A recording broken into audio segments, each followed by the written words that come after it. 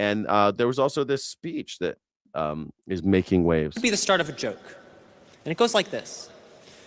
A Christian, a Muslim, and a Jew walk into a bar.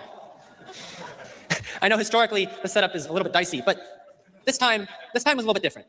This time, the Christian married the Muslim, and they had a daughter.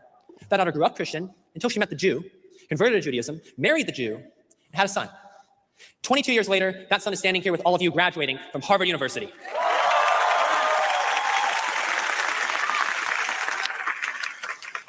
I am a proud Jew. I'm also the proud grandson of a Christian and the proud grandson of a Muslim. But all right. I don't know. I know a lot of guitar players have really long fingernails. I don't do it. This kid's got long fingernails. What is with these people? I don't know. Kids got long kids don't cut their nails anymore, I don't think. I think young men are not cutting their fingernails. Okay. That isn't a contradiction in any sense of the word. It's just something I noticed. It's just something right here. You ever notice also when you went to college, when you graduate from college, there's always that one person with the funny chef's hat. It's like, why you got the funny chef's hat on? They always got that one because their college has to wear a stupid hat, like a weirder hat than everybody else, and they have to wear it. And so you're supposed to, so if you don't know, like professors wear the gowns that they graduated from where they got their PhDs.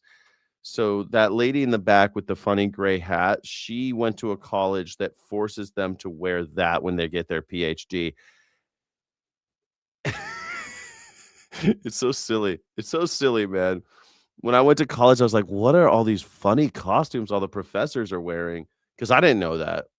Proof of a concept. And that concept is what I want to talk to you all about today. Because my family taught me something I think this world could really use right now, which is that the counter to division isn't necessarily agreement. It's understanding. Our world today, all the way from the global stage to right here at Harvard, has been split into two sides. There are two sides to every story, of course. Only two sides. Two sides to every conflict, argument, disagreement. Good and bad. Give and take. Right and left. Progressive and conservative. Capitalist and communist. Oppressor and oppressed. Rich and poor. US and China. US and Russia. Russia and Ukraine. Israel and Palestine. Israel and Iran. US and Iran. US and Israel and Iran. All in binaries. At least they're presented to us in terms of binaries. Here's this issue. What do you think? What side are you on? Come on, where do you stand? Who do you stand with? In my family, well, my family wouldn't exist with that kind of approach. My grandfather's one, a Pakistani Muslim, who grew up in the middle of the Indo-Pakistani War of 1947.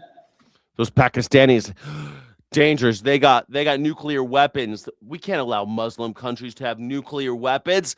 We can't allow that. They've had nuclear weapons for how long? Hold on, let me just ask very quickly. I need to know. When did Pakistan procure nuclear weapons? Why did it just do that? Procure nukes. When did it do it? May 1998? Oh my gosh.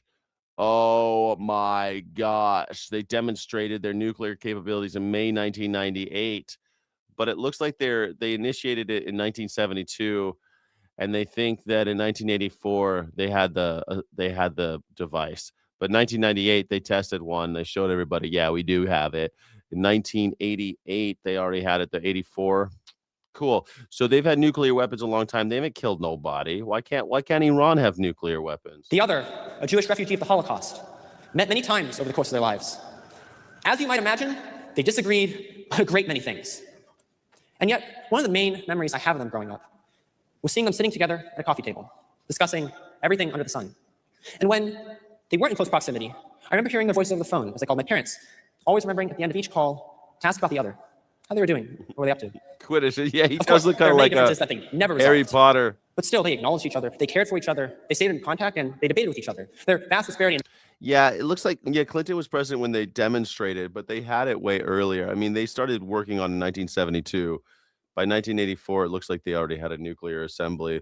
But I think in the 90s, they were, because it was ICBMs. A lot of those countries, China too at the time, they had nuclear weapons, but they couldn't get it very far. And that was the same thing with India and Pakistan. They had nuclear weapons, but they couldn't like launch it to America. So we didn't care if they killed each other or something. We don't care if they killed our neighbors.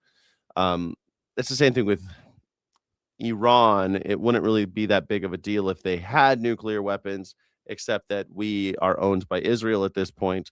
So, because Iran could definitely attack it, obviously, could attack Israel with a nuclear bomb if they had one. But, and you feel like they would have done so already, don't you? Life experience, viewpoints, ideology, faith, and beliefs. A point of contention, yes, but not a point of division. And yet, somewhere between their generation and ours, something in the conversation shifted.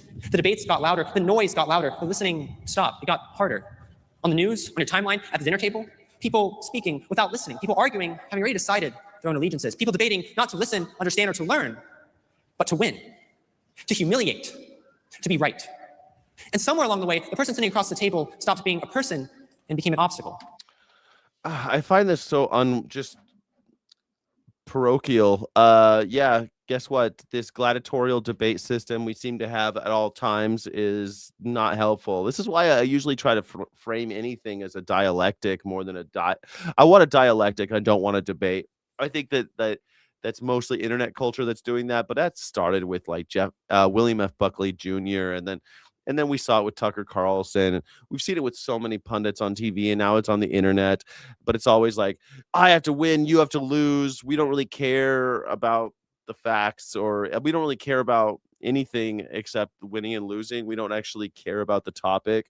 I don't know. It's always been annoying to me, this debate culture shit, because that's not how human beings work, right? If you went into a meeting with that kind of mindset to solve a problem, you would kill people. You would accidentally kill people. If like engineers walked in and they had an engineering problem and their whole goal was to win and not make the best engineering solution that would save the most lives or keep the most people from dying. You know what I'm saying? It's just kind of dumb to look at the world that way. So I guess the kid is saying something that I feel is like kind of no duh, no doy, no doy. Now, some would say that there are in fact people in this world for whom understanding is neither owed nor even worth the attempt. People whose very irredeemable actions or beliefs place them beyond the reach of dialogue. People who indeed have become nothing more than obstacles to the greater good. And maybe that's true. Well, good morning. My grandfathers survived the atrocities of war and worse, and they knew better than anyone that people can do monstrous things. They also knew the most terrifying fact of all, which is that the people doing those monstrous things, they were human. Not forgivable, not necessarily redeemable, but human, terrifyingly so. And it's precisely because of that human capacity that understanding them mattered. Dialogue still mattered. Not necessarily dialogue in the sense of extending grace or providing a platform, but again, understanding. Asking, how did they get to this point? How did they reach this conclusion? Why do they believe this?